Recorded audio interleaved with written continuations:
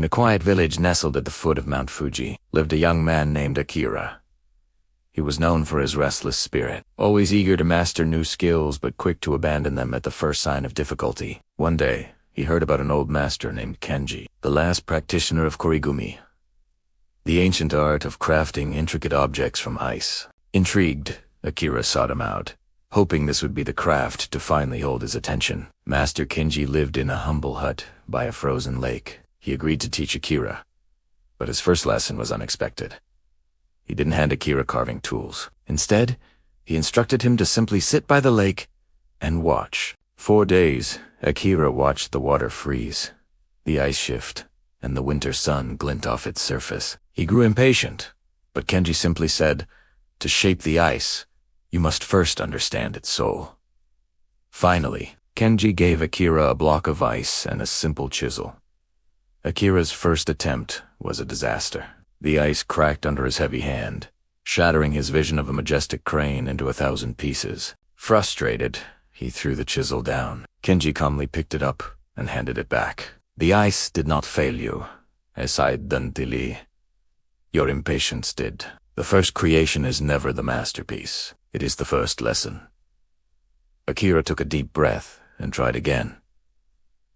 And again. Each time, his creation would melt or break just as he thought he was succeeding. Each time, he felt the sting of failure. But with every puddle of melted ice, he learned something new. He learned how the ice responded to warmth, how it fractured under pressure, and how to work with its delicate nature, not against it.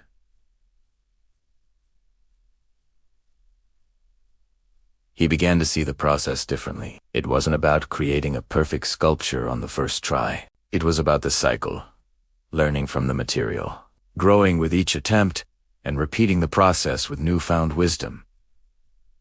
The melting wasn't an end. It was a beginning. The water would freeze again, offering a fresh canvas. Months turned into a year. Akira's hands, once clumsy, now moved with a dancer's grace. He could carve swans with wings so thin they looked like they could take flight, and dragons that seemed to breathe frosty air. His creations were beautiful, but they were temporary. Each dawn, the rising sun would reclaim them, leaving only memories and a puddle of water. One morning, a traveler saw one of Akira's magnificent ice phoenixes catching the first rays of sunlight. "What a tragedy that something so beautiful must disappear." "The traveler," exclaimed. Akira smiled, a serene look in his eyes that wasn't there a year ago. "It is not a tragedy," he replied. "It is a promise. The water will return to the lake, and tomorrow I will have the chance to create something new, something better. The beauty is not just in the final form, but in the endless cycle of learning, growing, and repeating."